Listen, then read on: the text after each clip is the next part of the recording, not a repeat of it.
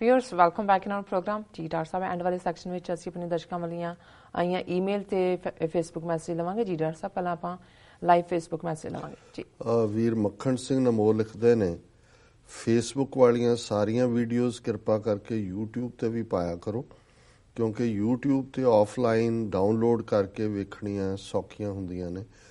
ਵੀਰ ਮੱਖਣ ਸਿੰਘ ਜੀ ਸਾਰੀਆਂ ਹੀ ਵੀਡੀਓਜ਼ ਜਿਹੜੀਆਂ ਫੇਸਬੁੱਕ ਤੇ ਹੁੰਦੀਆਂ ਉਹ YouTube ਤੇ ਹੁੰਦੀਆਂ ਨੇ ਹਾਂ ਕਈ ਵਾਰ ਸਾਡੀ ਟੈਕਨੀਕਲ ਟੀਮ ਦੀ ਸੁਸਤੀ ਕਰਕੇ 2-4 ਦਿਨ ਲੇਟ ਚੱਲ ਰਿਹਾ ਹੁੰਦਾ ਕੋਈ ਨਾ ਕੋਈ ਕਿ ਵੀ ਜਿਹੜੀ ਅੱਜ ਹੋਇਆ ਉਹ 4 ਦਿਨ ਬਾਅਦ ਆਏ ਲੇਕਿਨ ਅਸੀਂ ਕੋਸ਼ਿਸ਼ ਕਰਾਂਗੇ ਕਿ ਨੈਕਸਟ 24 ਆਵਰਸ ਆਉਣ ਵਾਲੇ ਪੀਰੀਅਡ 'ਚ ਜਿਹੜੀਆਂ ਨੇ ਅਪਲੋਡ ਹੋਣ ਪਰ ਸਾਰੀਆਂ ਦੀਆਂ ਸਾਰੀਆਂ YouTube ਤੇ ਅਪਲੋਡ ਹੁੰਦੀਆਂ ਨੇ ਜੀ ਵੀਰ ਦੀਪਕ ਭੰਡਾਰ ਲਿਖਦੇ ਨੇ ਵਾਹਿਗੁਰੂ ਜੀ ਗੁਰਵਿੰਦਰ ਸਿੰਘ ਗਿੱਲ ਆਸ਼ੂ ਲਿਖਦੇ ਨੇ ਬਹੁਤ ਵਧੀਆ ਸਿੰਘ ਸਾਹਿਬ ਜੀ ਬਹੁਤ ਸ਼ੁਕਰੀਆ ਅਮਰਜੀਤ ਬਾਜਵਾ ਵਾਹਿਗੁਰੂ ਜੀ ਭੁਪਿੰਦਰ ਸਿੰਘ ਕਰਮਜੀਤ ਸਿੰਘ ਰਾਜਾ ਗਿੱਲ ਇਹ ਵਾਹਿਗੁਰੂ ਜੀ ਕਾ ਖਾਲਸਾ ਵਾਹਿਗੁਰੂ ਜੀ ਕੀ ਫਤਿਹ ਆਵਾਜ਼ੇ ਖਾਲਿਸਤਾਨ ਦੀ ਆਈਡੀ ਤੋਂ ਹੈ ਡਾਕਟਰ ਸਾਹਿਬ ਜੀ ਅਕਾਲੀ ਦਲ ਦੇ ਇਸੇ ਸਮਾਗਮ ਦੌਰਾਨ ਢੱਗਾ ਬਾਦਲ ਜਦੋਂ ਪਹੁੰਚਿਆ ਤਾਂ ਇੱਕ ਬਹੁਤ ਹੀ ਘਟੀਆ ਗੱਲ ਦੇਖਣ ਨੂੰ ਮਿਲੀ ਦਰਬਾਰ ਸਾਹਿਬ ਜੀ ਦੇ ਹਜ਼ੂਰੀ ਰਾਗੀ ਭਾਈ ਰਵਿੰਦਰ ਸਿੰਘ ਨੇ ਉਦੋਂ ਖੁਸ਼ਾਮਦ ਕਰਨ ਦੀ ਹੱਦ ਮੁਕਾ ਦਿੱਤੀ ਜਦੋਂ ਗੁਰਬਾਣੀ ਦਾ ਸ਼ਬਦ ਪੜ੍ਹਿਆ ਤੁਮ ਹੋ ਸਭ ਰਾਜਨ ਕੇ ਰਾਜਾ ਇਹੋ ਜਿਹੇ ਲੋਕਾਂ ਲਈ 10ਵੇਂ ਪਾਤਸ਼ਾਹ ਵਾਲਾ ਉਹ ਤੇਲ ਦਾ ਕੜਾ ਜਿਸ ਵਿੱਚ ਮਸੰਦਾਂ ਨੂੰ ਸੁੱਟਿਆ ਸੀ ਹੀ ਇਲਾਜ ਹੈ ਲੋੜ ਹੈ ਉਸ ਕੜਾਏ ਨੂੰ ਲੱਭਣ ਦੀ ਦੇਖੋ ਇਹ ਤਾਂ ਮੈਨੂੰ ਨਹੀਂ ਪਤਾ ਹੈ ਵੀ ਜਦੋਂ ਉਹਨਾਂ ਨੇ ਸ਼ਬਦ ਪੜ੍ਹਿਆ ਉਸ ਤੋਂ ਪਹਿਲੇ ਉਹਨਾਂ ਦੇ ਸ਼ਬਦਾਂ ਦਾ ਕੀ ਪ੍ਰਕਰਨ ਸੀ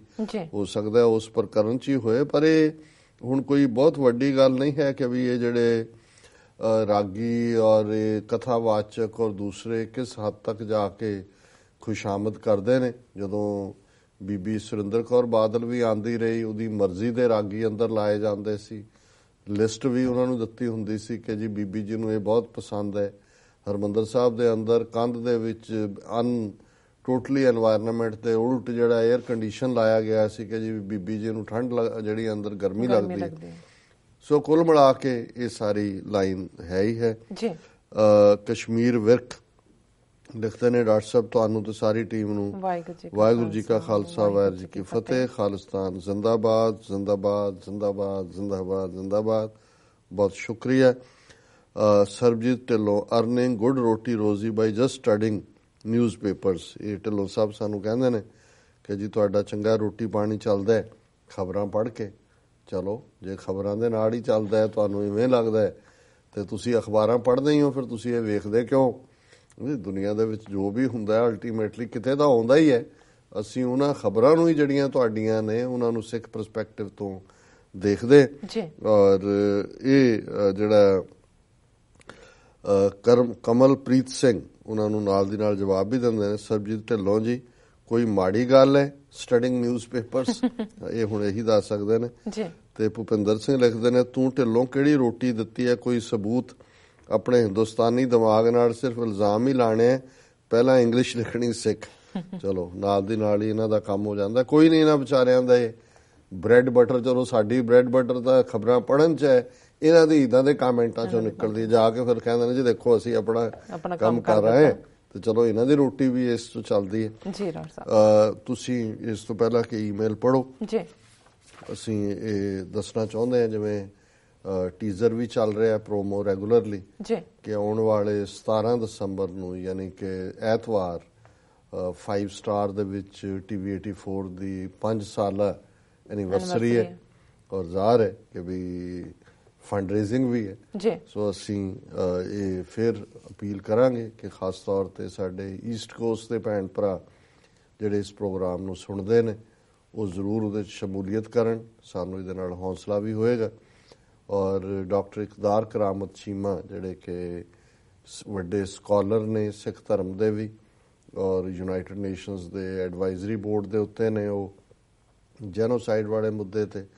ਔਰ ਪਿਛਲੀ ਜਿਹੜੀ even United States commission on international religious freedom the report ਵੀ ਉਹਨਾਂ ਨੇ ਆਥਰ ਕੀਤੀ ਸੀ ਉਹ ਸਾਡੇ ਕੀ ਨੋਟ ਸਪੀਕਰ ਹੋਣਗੇ ਔਰ ਇਸ ਇਕੱਠ ਦੇ ਵਿੱਚ ਮੈਂ ਸਮਝਦਾ ਵੀ ਜਿਹੜੇ ਵੀ ਸਾਡੇ ਵੀਰ ਭੈਣਾਂ ਪਾਰਟਿਸਿਪੇਟ ਕਰਨਗੇ ਉਹ ਡਿਸਅਪਾਇੰਟ ਨਹੀਂ ਹੋਣਗੇ ਕੁਛ ਨਾ ਕੁਛ ਉਹਨਾਂ ਨੂੰ ਜ਼ਰੂਰ ਮਿਲੇਗਾ ਨਗੇਟ ਆਫ ਵਿਜ਼ਡਮ ਸਾਡੇ ਕੋਲ ਨਗੇਟ ਆਫ ਗੋਲਡ ਤਾਂ ਨਹੀਂ ਹੈਗੇ ਸੋਨੇ ਦੇ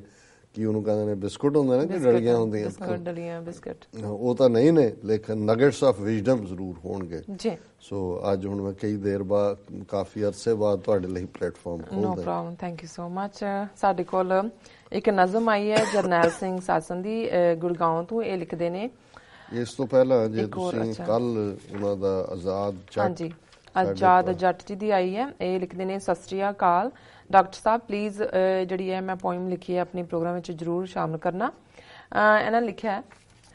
ਕਿੰਨੇ ਅਸੀਂ ਆਪਣੇ ਵੀਰਾਂ ਨੂੰ ਮਿਸ ਕਰਦੇ ਹਾਂ, ਕਦੀ ਤਾਂ ਮੁੜ ਕੇ ਵੇਖ ਵੀਰੇ, ਵੰਡ ਤਾਂ ਸਾਨੂੰ ਫਰੰਗੇ ਨੇ ਦਿੱਤਾ, ਪੰਜਾਬ ਨੂੰ ਚੀਰ ਵੀਰੇ, ਇੱਕ ਪਾਸੇ ਕਰਤੇ ਰੂਹ, ਦੂਜੇ ਪਾਸੇ ਕਰਤੇ ਸਰੀਰ ਵੀਰੇ, ਕਦੀ ਤੇ ਮੁੜ ਕੇ ਵੇਖ ਵੀਰੇ, ਪਤਾ ਨਹੀਂ ਕਦ ਰੂਹ ਨੇ ਦੇਣਾ ਛੱਡ ਸਰੀਰ ਵੀਰੇ, ਕਦੀ ਤੇ ਮੁੜ ਕੇ ਵੇਖ ਵੀਰੇ, ਆਉਂਦੀ ਜਦ ਯਾਦ ਤੇਰੀ,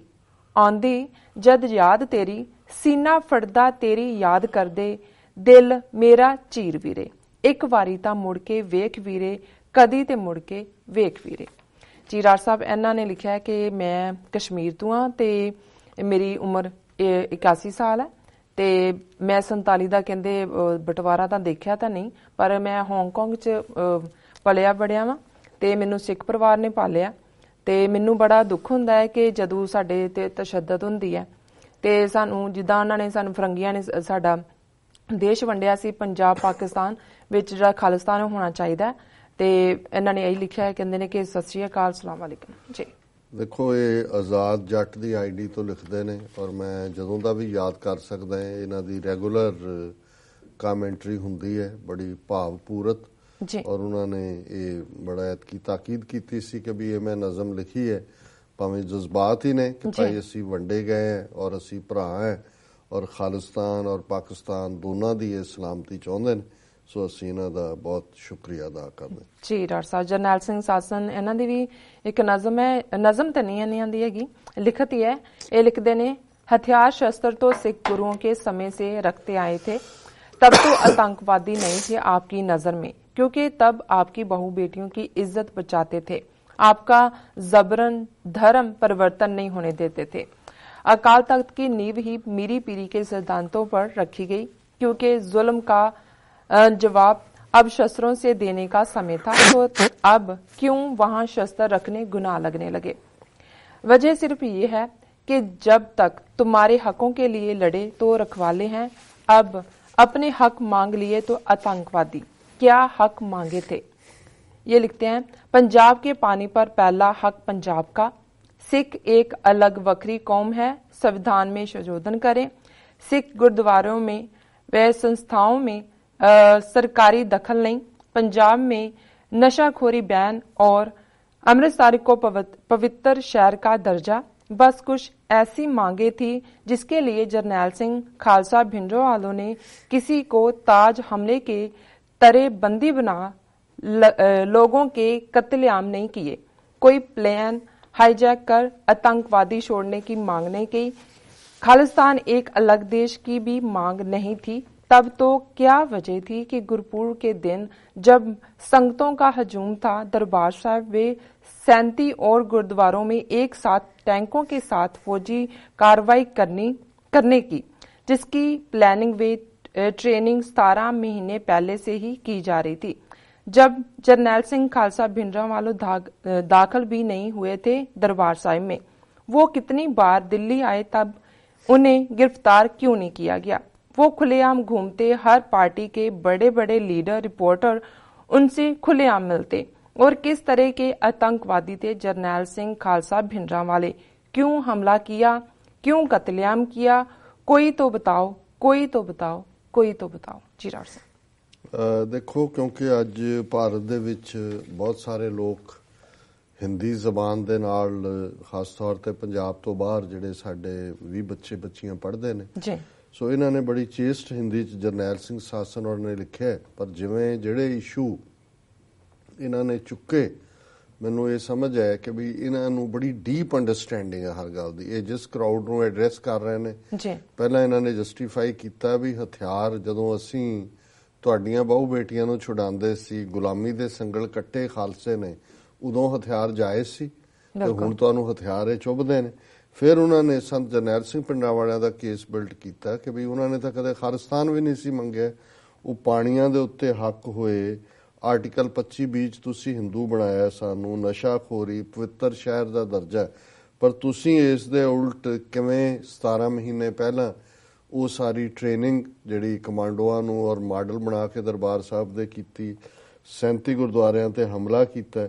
ਔਰ ਜਿਨ੍ਹਾਂ ਸੰਤਾਂ ਨੂੰ ਤੁਸੀਂ ਬਦਨਾਮ ਕਰ ਰਹੇ ਹੋ ਵੀ ਉਹ ਤਾਂ ਆਪਣੇ ਸਿੰਘਾਂ ਦੇ ਨਾਲ ਦਿੱਲੀ ਵੀ ਆਏ, ਤੁਹਾਡੇ ਸਾਰੇ ਲੀਡਰ ਔਰ ਰਿਪੋਰਟਰ ਉਹਨਾਂ ਨੂੰ ਖੁੱਲ੍ਹੇਆਮ ਮਿਲਦੇ ਸੀ। ਸੋ ਤੁਸੀਂ ਇਹ ਸਾਰਾ ਕੰਮ ਕਿਉਂ ਕੀਤਾ? ਸੋ ਜ਼ਾਹਰ ਹੈ ਵੀ ਤੁਸੀਂ ਸਿੱਖ ਕੌਮ ਦੇ ਖਿਲਾਫ ਜਿਹੜਾ ਐਲਾਨੇ ਜੰਗ ਕਰਕੇ ਸਿੱਖਾਂ ਦੀ ਨਸਲਕੁਸ਼ੀ ਕੀਤੀ। ਸੋ ਅਸੀਂ ਇਹਨਾਂ ਦਾ ਸ਼ੁਕਰੀਆ ਅਦਾ ਕਰਦੇ ਹਾਂ ਜੀ। ਡਾਕਟਰ ਸਾਹਿਬ ਈਮੇਲ ਪੜ੍ਹਾਂ ਕਿ ਅੱਜ ਦਾ ਵਿਚਾਰ ਹੋਵੇਗਾ? ਮੇਰਾ ਖਿਆਲ ਹੈ ਵੀ ਵਕਤ ਹੋ ਗਿਆ। ਹਾਂਜੀ ਠੀਕ ਹੈ, ਤੁਸੀਂ ਫਿਰ ਅੱਜ ਦਾ ਵਿਚਾਰ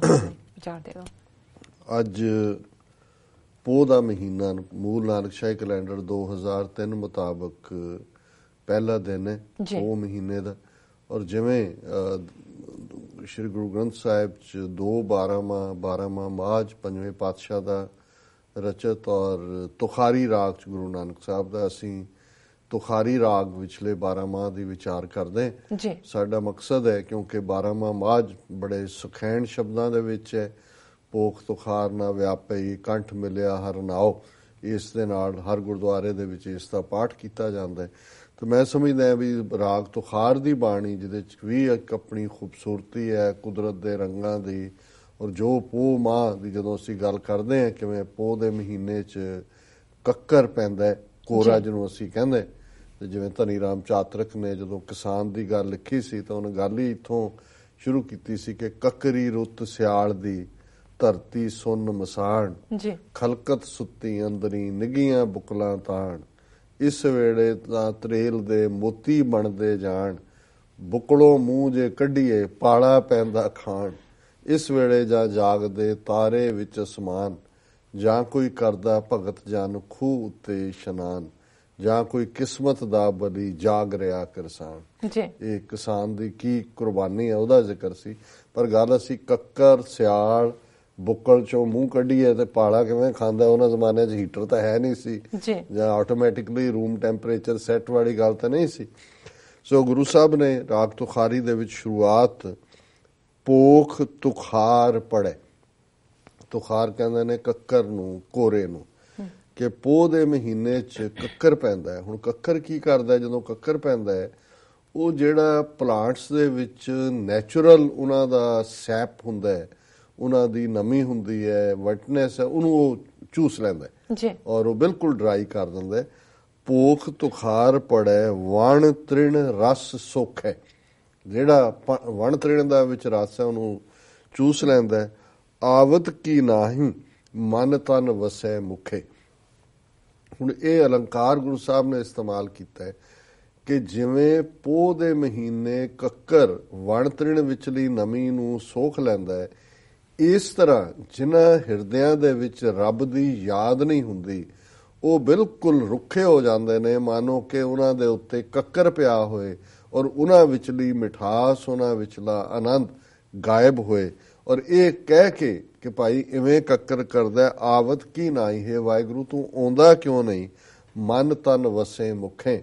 ਕਿ ਵੀ ਤੂੰ ਆ ਮੇਰੇ ਮਨ ਦੇ ਅੰਦਰ, ਮੇਰੇ ਤਨ ਦੇ ਅੰਦਰ, ਮੇਰੀ ਜ਼ਬਾਨ, ਮੇਰੀ ਰਸਨਾ ਤੇ ਤੇਰੀ ਯਾਦ ਹੋਏ। ਮਨ ਤਨ ਰਵ ਰਿਹਾ ਜਗ ਜੀਵਨ, ਗੁਰ ਸ਼ਬਦੀ ਰੰਗ ਮਾਣੀ, ਅੰਡਜ ਜੇਰਜ ਸੇਤਜ ਉਤਪੁਜ, ਘਟ ਘਟ ਜੋਤ ਸਮਾਣੀ। ਹੇ ਮੇਰੇ ਵਾਹਿਗੁਰੂ ਜਗ ਜੀਵਨ, ਦੁਨੀਆ ਨੂੰ ਜੀਵਨ ਦੇਣ ਵਾਲੇ, ਮੇਰੇ ਮਨ ਤੇ ਤਨ ਦੇ ਵਿੱਚ ਤੁਸੀਂ ਰਵੋ ਔਰ ਤੁਸੀਂ ਗੁਰ ਸ਼ਬਦੀ ਰੰਗ ਮਾਣੀ। ਜਦੋਂ ਮੇਰੇ ਮਨ ਔਰ ਤਨ ਵਿੱਚ ਵਸੋਗੇ ਤੇ ਗੁਰੂ ਦੇ ਸ਼ਬਦ ਨਾਲ ਜੁੜ ਕੇ ਮੈਂ ਆਨੰਦ ਦੇ ਵਿੱਚ ਹੋਵਾਂਗਾ। ਅੰਡਜ ਜੇਰਜ ਸੇਤਜ ਉਤਬਜ, ਇਹ 4 ਫਾਰਮਸ ਨੇ ਕ੍ਰੀਏਸ਼ਨ ਦੀਆਂ, ਆਂਡੇ ਤੋਂ, ਜੇਰ ਤੋਂ, ਪਲਾਸੈਂਟੇ ਤੋਂ, ਸੇਤਜ ਮੁੜਕੇ ਤੋਂ ਪੈਦਾ ਹੋਣ ਵਾਲੇ ਜੀਵ, ਔਰ ਉਤਬੁਜ ਜ਼ਮੀਨ ਚ ਉੱਗਣ ਵਾਲੇ। 4 ਫਾਰਮ